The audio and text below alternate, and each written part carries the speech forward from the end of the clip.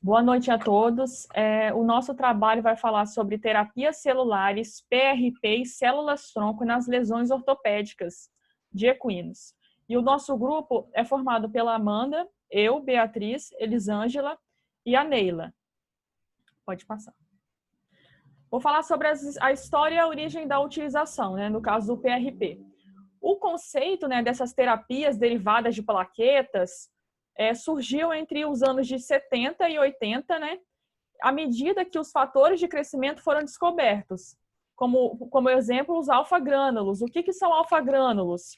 Eles são formados por fibrinogênio e fator de crescimento e também possuem proteínas adesivas. Os estudantes, cientistas, nas tentativas iniciais para poder aumentar a cura com esse tipo de estudo, utilizando plaquetas, eles utilizaram animais experimentais e utilizaram também apenas fatores de crescimento. Só com os fatores de crescimento, eles não tiveram resultados favoráveis, eles tiveram resultados frustrantes, não foram resultados esperados. Então, o que eles fizeram? Eles pegaram as plaquetas lisadas e colocaram no seu lugar, no caso, no lugar dos fatores de crescimento, e essas plaquetas lisadas, elas forneceram um total complemento dos fatores de crescimento com esses alfa-grânulos, que são compostos que possuem fibrinogênio, fator de crescimento plaquetário e essas proteínas adesivas. E efeitos anabólicos foram observados em inúmeros modelos dessa reparação tecidual. No caso, tudo isso, essa utilização de plaquetas lisadas, isso causou uma reparação no tecido. Pode passar. As plaquetas. O que são plaquetas? As plaquetas, elas são classificadas como fragmentos citoplasmáticos que não possuem núcleos, a gente pode chamar de anucleados. O seu formato é discoide e as plaquetas são encontradas na corrente sanguínea.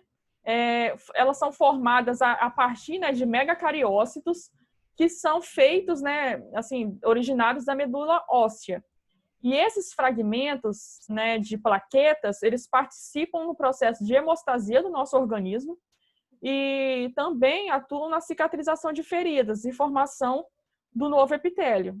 Por isso é o objetivo de utilizar essas plaquetas, E como uma curiosidade, a concentração de plaquetas no sangue total dos equinos pode variar de 100 mil a 350 mil plaquetas. E essas plaquetas, elas se tornam viáveis por aproximadamente 10 dias na corrente sanguínea. Estudos dizem que essas plaquetas podem ficar viáveis de 5 a 10 dias, aproximadamente. Ativação plaquetária e fatores de crescimento. As plaquetas na corrente sanguínea, elas são encontradas em estado inativo. E existem substâncias que vão ativar essas plaquetas, elas são responsáveis pela ativação. E são chamadas de agonistas. Entre elas eu posso citar o gluconato de cálcio, cloreto de sódio, a trombina bovina, a trombina autóloga, que são substâncias agonistas.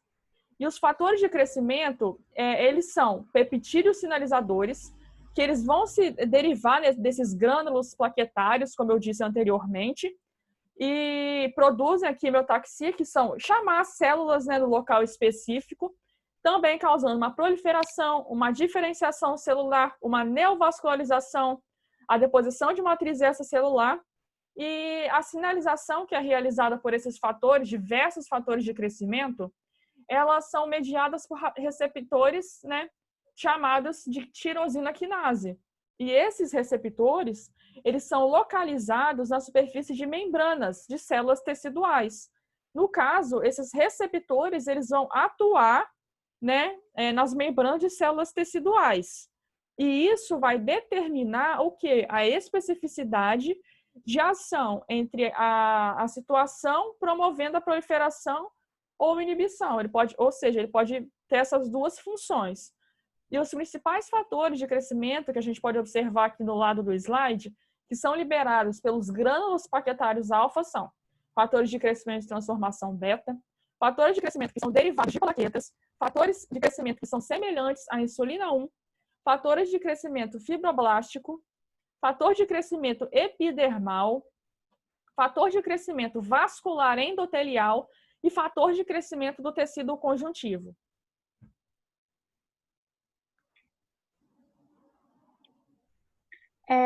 O processo para concentrar as plaquetas no plasma não elimina as outras células sanguíneas, como os eritrócitos, leucócitos e as proteínas que já estão presentes ali no plasma. Mas a concentração pode variar de acordo com o tipo de método que a gente escolher para obter essa solução, no caso o PRP, né, que seria plasma rico em plaqueta. A terapia utilizando o PRP vem sendo muito estudada e utilizada em casos como tendinites, desmites, osteoartrites e feridas cutâneas. E tem sido observado bastante resposta terapêutica bastante positiva, mesmo quando é utilizado como um tipo de terapia individual ou quando é utilizada como terapia associada a outro tipo de tratamento. Geralmente, as respostas observadas são aumento da proliferação celular, aumento da angiogênese e uma melhora na cicatrização tendínea e dos ferimentos. Para se obter a solução PRP, existem 3 tipos de métodos que podem ser utilizados: o método automático, o método semiautomático e o método manual. O método automático, ele é feito por meio de eférese, que, de grosso modo falando, é um tipo de separação dos componentes sanguíneos, mas de um jeito mais automatizado. E esse método é considerado caro, porque ele precisa de equipamento específico e mão de obra qualificada. Não é qualquer lugar que pode estar fazendo, por causa desse detalhe. E, além disso, a gente precisa também de um volume grande de sangue. A maior vantagem desse método é o baixo risco de contaminação. Porém, esse método ele é utilizado mais em centros de transfusão sanguínea humana. Ele quase não é utilizado na veterinária. Na verdade, eu não achei nada falando a respeito desse método na veterinária. O método semiautomático é uma técnica que pode ser usada por clínicas pequenas, mas, assim, também precisa de um certo equipamento e conhecimento para estar aplicando. A maior vantagem é o resultado com maior taxa de concentração de plaquetas e fatores de crescimento. Porém, se você comparar a técnica semiautomática com a automática, a gente tem um maior risco de contaminação da solução PRP, além de também ter uma alta taxa de leucócito na solução quando é preparada no método semiautomático. E o método manual é a técnica mais simples, com menor custo, e é a mais utilizada na clínica de equino.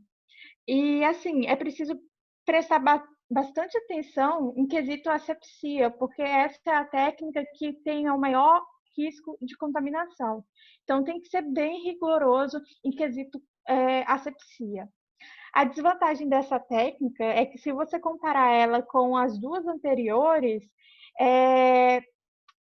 essa aqui acaba fazendo uma menor taxa de concentração de plaquetas e fatores de crescimento.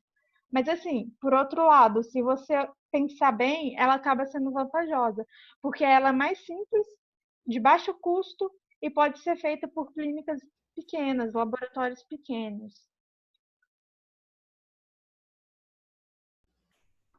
Eu vou falar um pouco sobre o protocolo de obtenção de PRP.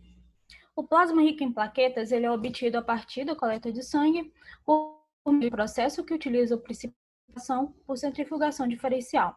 Bom, essa centrifugação diferencial consiste na separação que é baseada no tamanho das partículas. Quando uma suspensão contendo partículas de tamanhos diferentes centrifugada, as partículas maiores elas sedimentam mais rapidamente do que as menores.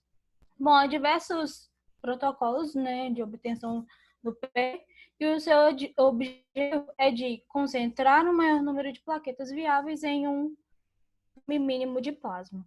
Bom, a sequência do processo de obtenção, ela é basicamente dividida em 3 etapas. A primeira etapa é a punção venosa e a coleta do sangue.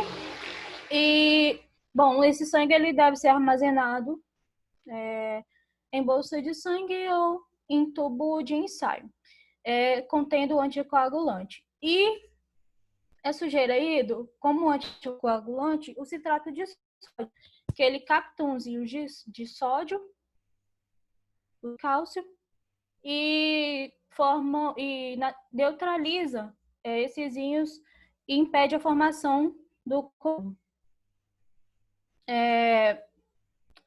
Na segunda etapa, tem a centrifugação celular. Para tratamentos de equinos, sugere-se que seja uma centrifugação dupla, sendo a primeira usando 300 gramas durante 10 minutos e a segunda 5.000 gramas durante 5 minutos, isso utilizando 25 ml de sangue. Na terceira etapa, o preparo do plasma. Bom, após a separação, então o preparo do plasma, que é basicamente descartar a porção vermelha do sangue e utilizando só o plasma rico em plaquetas. Pode passar. Uma administração de PRP. A administração de PRP, a maioria das vezes, ela é efetuada em injeção percutânea, intralesional, utiliza estéreo e usualmente sendo guiado por ultrassom. A administração do PRP, ela pode ser PRP inativado ou ativado. O ativado, ele consiste em fazer o processo ambulatorialmente. Na hora, coleta o sangue, faz a centrifugação e já aplica. Mas tem a diferença dos fatores de crescimento que são liberados. O estudo de congelamento e descongelamento de plaquetas induz os fatores de crescimento, além de ser uma ótima fonte de armazenamento. Esse congelamento, esse protocolo de congelamento e descongelamento, acontece que as plaquetas elas são parcialmente ativadas e lisadas, provocando um escoamento passivo dos fatores de crescimento, que mostrou que é um bom indutor do crescimento. Esse tratamento ele tem sido mostrado equivalente ao uso de trombina, mas só que a proteína trombina bovina, os estudos mostraram que ela é uma proteína não benigna e causa efeitos colaterais nas células. Pode passar. A história e a origem de célula. A célula-tronco ela tem essa denominação por ser de um tronco comum no qual se originam outras células. Na medicina equina, elas são grande promessa do tratamento das lesões do tecido mole dos membros dos cavalos atletas. O primeiro relato do caso de pesquisas das células-troncos utilizando células embrionárias foi publicado em 1998 pela equipe do professor James Thompson, da Universidade de Wisconsin. Bom, nesse mesmo período, a equipe do professor da Universidade de Johns Hopkins realizou a pesquisa de células-troncos fetais humanas. Pode passar. A célula-tronco de medula óssea e do tecido adiposo. A medula óssea ela tem sido uma maior fonte de isolamento de células-tronco mesenquimais. Porém, com o aumento da idade, diminui-se o número de células-tronco, o potencial de diferenciação e o período das células-tronco mesenquimais de medula óssea. Já no tecido adiposo, além da facilidade da coleta, comparado com a medula óssea, pode-se encontrar cerca de 2% de células-tronco mesenquimais do total celular lipoaspirado, otimizando a coleta e a expansão da célula, enquanto a medula óssea possui aproximadamente 0,001 a 0,01% de células-tronco mesenquimais do total de células. Pode passar.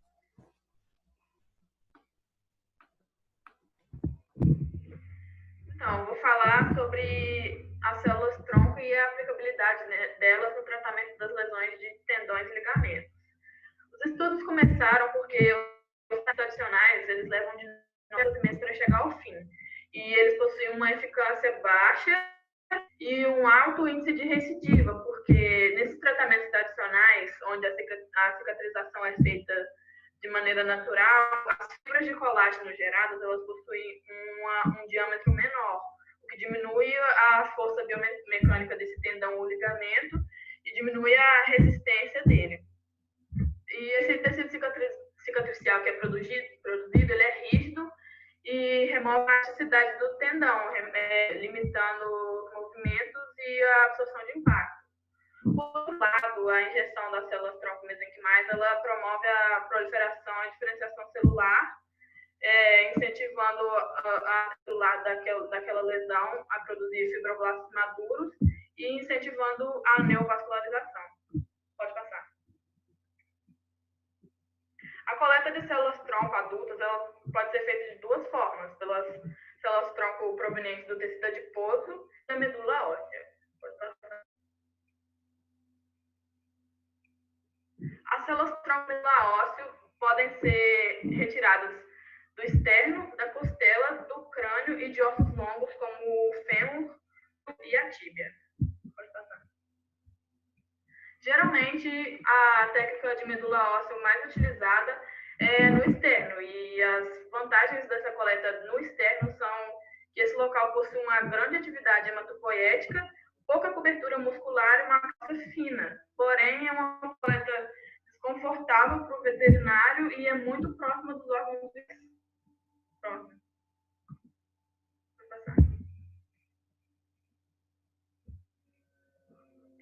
Então, a técnica dessa coleta no externo, ela pode ser feita no centro cirúrgico com o animal sob anestesia geral ou em estação com uma sedação e um bloqueio anestésico local. Porém, a técnica é a mesma, onde se faz uma incisão na pele, no subcutâneo com a lâmina, introduz a agulha na musculatura por 6 centímetros até chegar na superfície óssea da estérnebra e quando sente a necessidade, faz mais uma pressão, permitindo a inserção por mais 4 a 5 centímetros até que a agulha fique firme. Então, faz uma aspiração das células da medula óssea com auxílio de uma seringa de 20 ml estéreo sem o anticoagulante. Pode passar. Quais são as complicações? Desde que essa coleta seja feita de uma maneira ascética e com a antes adequada, com o uso de luvas e instrumentos esterilizados, o risco de infecção ele é mínimo. Ainda tem a possibilidade de introduzir essa agulha no tórax, causando uma pneumotoxia, uma hemorragia incontrolada e talvez até uma laceração cardíaca. Por esse motivo, tem que ser feito o monitoramento por ultrassom para evitar essas complicações. Pode passar. Ainda tem a possibilidade da coleta dos células-tronco ser feita pelo adiposo, que geralmente é retirado da base da cauda, onde possui uma disponibilidade maior de célula, como foi dito anteriormente, até 2% de células-tronco no tecido adiposo. Essas células-tronco possuem uma expansão e um crescimento maior in vitro, porém, elas são menos diferenciadas do que as células da medula óssea. Pode passar. A técnica da coleta faz primeiro a tricotomia antisepsia, então na região da base da cauda faz 4 centímetros do crânio caudal e com a tesoura maio, um fórceps coleta gramas aproximadamente desse tecido adiposo, faz a síntese da incisão e o resfriamento do material em 5 graus por aproximadamente 1 antes do cultivo. Então, tanto as células que são coletadas da medula óssea quanto do tecido adiposo, elas vão para expansão in vitro até elas atingirem cerca de 4 milhões de células. Pronto. O protocolo de ação. Geralmente ele é 2 meses após a lesão, porque é quando pode ser feito o debridamento do tecido de granulação, onde essas células vão apoiar, e ela só deve ser feita depois da delimitação da lesão por meio de ultrassom. Então, o animal é sedado e o bloqueio anestésico só é feito se o animal apresentar alguma sensibilidade nessa aplicação. Então, insere a agulha no ângulo agudo, guiado por ultrassom de forma estéreo, e o material é aplicado em vários pontos da lesão, com a distância de mais ou menos 1 centímetro entre cada aplicação, e o animal com uma bandagem estéreo por 2 a 4 horas após o tratamento. O procedimento tem que ser feito 2 vezes ao dia durante 3 dias. Depois de 5 dias, é feito um exame ultrassonográfico para avaliar a resposta. O animal começa os exercícios primeiro sendo puxado, e depois de 30 dias, é realizado um novo ultrassom e o animal pode começar a caminhar montado, e caso não apresente dor, acrescenta-se 10 minutos de exercício a cada dia da rotina. Então, o monitoramento a partir desse ponto é feito a cada dia, até que se completa em 120 dias. É isso. Obrigada a todos.